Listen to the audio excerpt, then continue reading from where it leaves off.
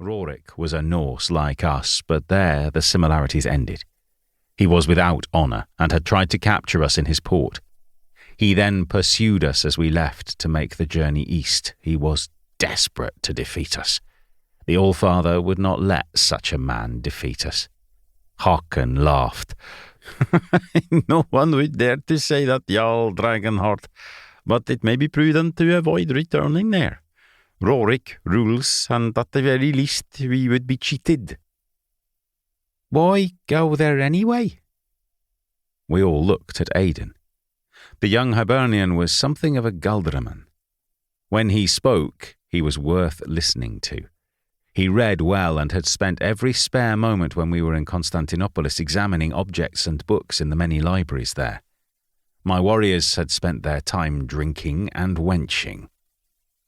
Carry on with your thoughts, Aidan. They are normally worth listening to. We know that we do not have good trades there. They rob us, and we only went there for convenience. They are pirates, and they only act as middlemen for others. We need to ask ourselves, what is it that we need? Weapons? Aidan shook his head. No, Håkon, one eye. For Bjorn Baxaxon makes weapons which are now as good, if not better, than the Frankish ones we used to buy. We can supply our own iron ore from the lands of the Saxons. We need not weapons.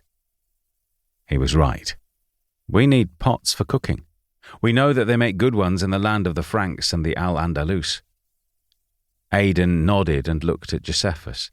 Then, do we know of a port close by where we could trade gold for them? Aye, Olisipo is a fair port, and they trade with the people of Britannia. It is a few days up the coast. Aidan seemed pleased. And what else do we need? He smiled. Not want, but need? The question perplexed me, for I needed nothing. I had my weapons and my armour. We had plenty of gold. That seemed to me to be enough. Håkon, too, looked lost for words. Aidan, however, had the answer. We can grow rye and oats in the land to the north and south of Windesmere. That is not enough for our farmers, for most of our land is not suitable for crops. It needs animals. I come from Hibernia, and there we prize cattle. Why do we not get a good bull and a cow? We could use the lowland for those. He grinned at Håkon. I know that Håkon One-Eye enjoys his meat. That is true, but we have more land which is higher up and only suits sheep. Aidan shrugged. Then trade for better quality sheep with finer wool. This all made sense. You have spoken wisely, Aidan. Where would we trade for those? Gweneth. It is the land of those who fled Britannia when the Romans left. I was suddenly interested. Did they not return to Rome? Josephus shook his head. No, they live still with the same language as the Welsh and the Cornish, and they have a small part of the land of the Franks, which Charlemagne cannot get his hands on. This was getting better and better, for Charlemagne had closed his ports to the Dane and the Norse. It was weird.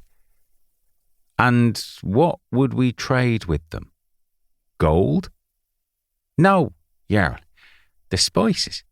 They are more valuable than gold to those who have not access to Charlemagne and his trade. I looked at Aidan. Well, Galdraman, is there anything else? He smiled. No, Jarl Dragonheart. For myself, the gold and silver we have been given by the Emperor is more than enough. When we reached Olisipo, it looked like an African port. There were many dhows amongst the larger traders. We were the only longship, and we attracted much attention when we entered the harbour. The men had taken their shields from the side to show that we came in peace, and no one made any threatening moves towards us.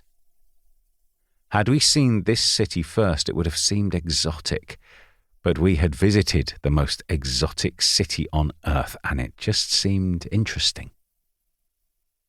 Although Aidan and I had some Greek, we took Josephus with us. He had been a sea captain for many years and could speak many languages.